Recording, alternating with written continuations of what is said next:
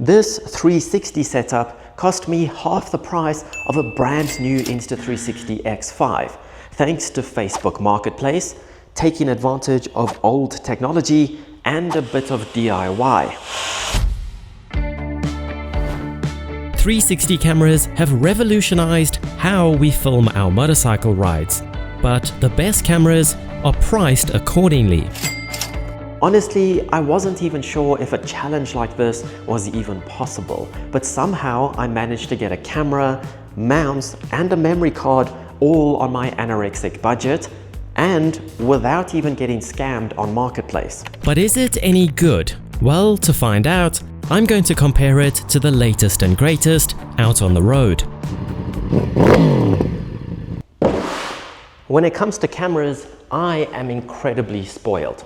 First of all, I'm sponsored by Insta360 and I make motorcycle videos for a living. So I could justify buying the best 360 cameras on the market because they would pay for themselves. However, the average biker isn't sponsored, nor do they need a camera for work. They just want to capture their rides in 360 for as cheaply as possible. And that is the motivation for this video. This is how I film all of the 360 riding footage on this channel. I use a clamp, a selfie stick, and an X5. It's a simple setup that works flawlessly. So this is what I'm going to aim to replicate on a budget. Speaking of the budget, I've already hit the first hurdle. You see, Insta360's international online store doesn't actually ship to where I live, here in South Africa. Instead, we have to buy their cameras from local retailers, which means they cost significantly more than from Insta360's website. Plus, we don't get access to their juicy sales, but that means we're going to have to get a little creative.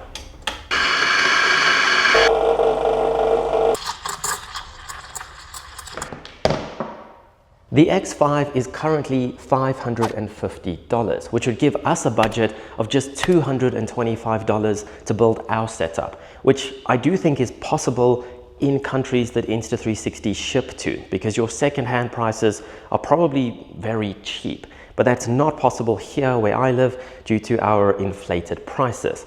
However, we need a way to mount it to the bike because the camera on its own is kind of boring. So if we take a look at the motorcycle bundle, it comes with a clamp and a selfie stick, exactly what I use and what I want.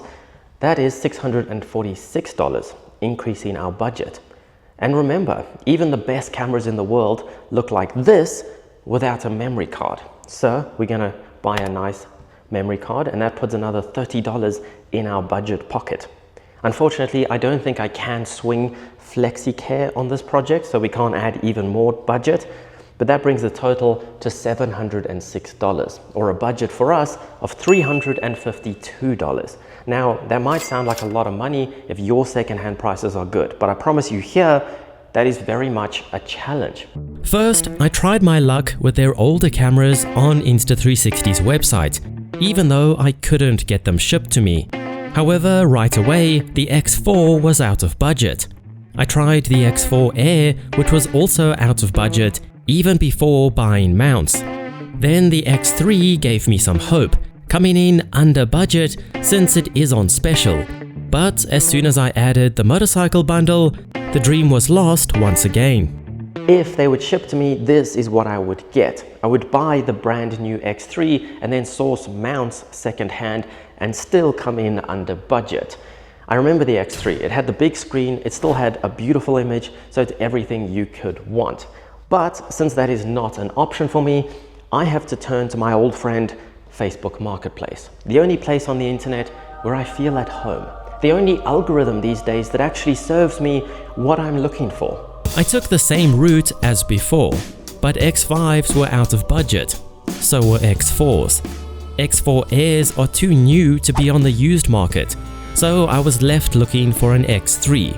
And if the weird currency confuses you, I'll do the conversions into USD when it matters. It looks like our last hope is going to be the X3 then, which I'm perfectly fine with. I enjoyed the X3. I could get a car mount in budget. I love when people try to sell them for more than they're selling brand new, but I guess that's Marketplace.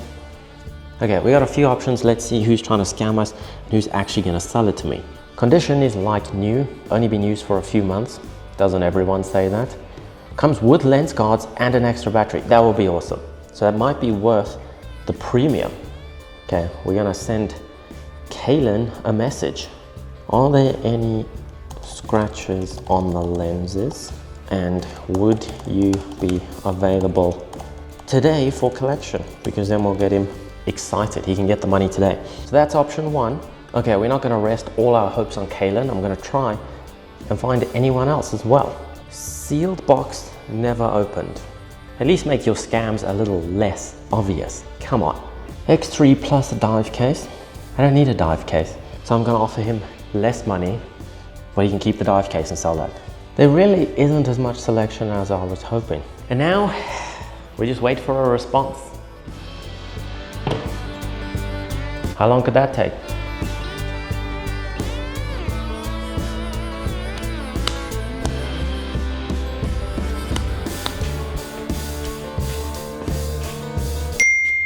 Well, I heard back from Kevin, who, when I told him I could buy a brand new one for the same price as he's trying to sell his secondhand one, decided he's just going to keep it and deleted the advert.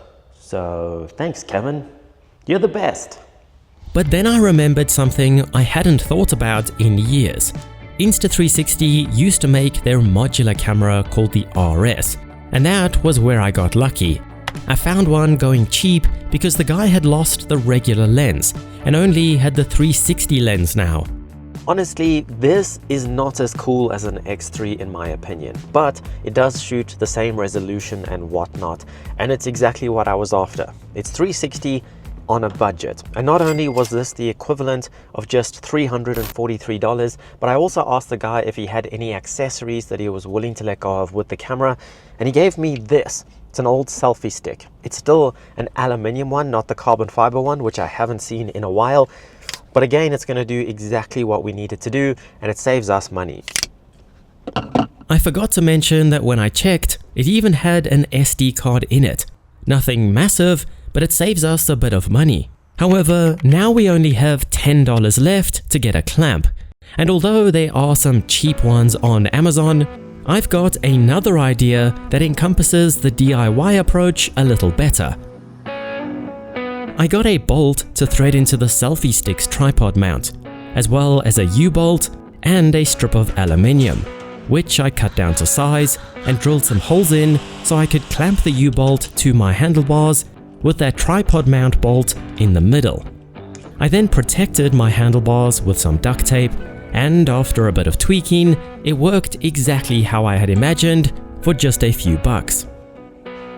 So we're pretty much ready to hit the road and see how our budget setup performs.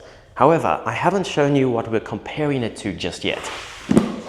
So this is an X5. However, it's the Marc Marquez edition. So it gets this box that opens like the coolest Christmas present you've ever seen. Then there's also a love letter signed by the man himself, and of course a branded camera with this cool red speaker grill, red buttons, and of course a custom power down screen. Then if you turn your attention to the lower level, it's got every mount I could ever dream of. So we've got the clamp. This box actually contains a custom case, which looks really cool. Then the carbon fiber selfie stick that is a necessity, and even a clamp to help support the selfie stick if need be. If you're interested, you can currently get a free clamp and adhesive mounts if you order an X5 through my links down in the description.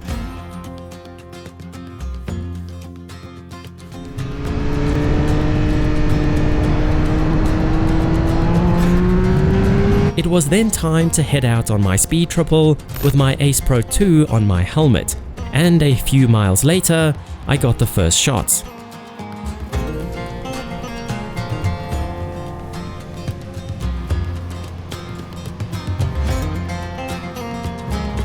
You've probably already noticed one very big difference, the resolution.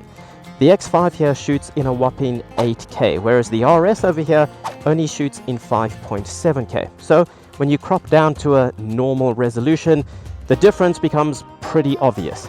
But there's way more to it than just resolution. The dynamic range is better on the X5. The stitch line is better. The colors are better.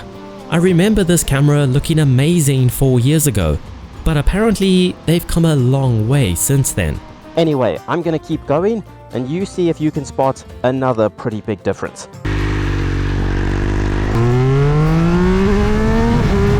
The X5 has a built-in wind guard for use cases just like this, so I expected the difference to be pretty drastic and tried to preempt it with another DIY approach. Most microphones use a wind muff to combat wind, so I went to a local material store and bought something similar. This was the smallest amount of fabric they would let me buy. But either way, it was only 50 cents in USD. So still way cheaper than a real wind muff, and I can make about 700 now. Luckily, I had some 3M tape lying around, so I made this little wind muff to stick over the exposed mic on the RS. And so here is a back-to-back comparison.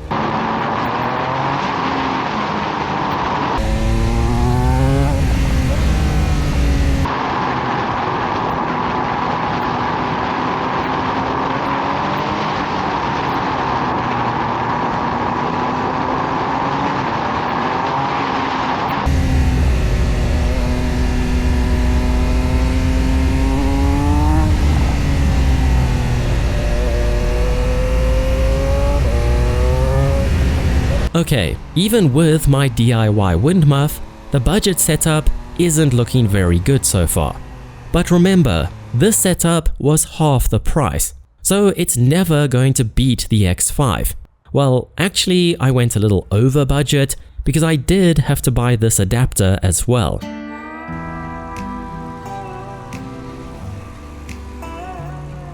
Another elephant in the room is what to do if you scratch a lens. The X5 here is infamous for its replaceable lenses, a feature I've taken advantage of before. Cameras like the X3, for example, you used to be able to buy sticky lens guards that would stick over the lens. But for the RS, I could be wrong, but I don't think they make anything like that. So you just have to be careful, which gives me anxiety.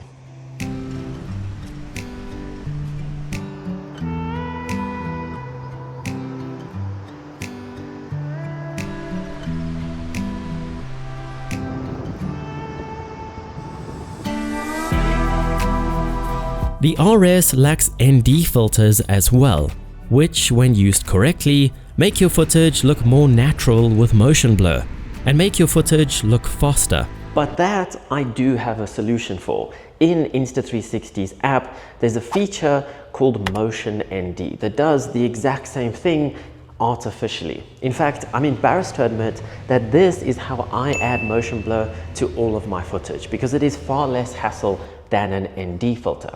And another pro of the RS is that despite being an older camera, the footage is still just as easy to edit because you use the same software for any Insta360 camera. In fact, it's probably easier to edit now than it was 4 years ago because they're always updating their software. And of course, the X5 can also see in the dark, whereas the RS has night blindness, as well as missing a ton of other features compared to the X5. But I think the biggest trade-off is that you will never get a warranty when shopping on Facebook Marketplace. My intention was to prove that you can build a 360 setup on a budget, but apparently not a budget this small. With every new release, these cameras get slightly better, but when you look back over 4 years, the difference is staggering. So let me know how you would build a budget setup. Or if this is too much trouble, I'll link the X5 down below that comes with a free gift, and I'll see you on the next ride.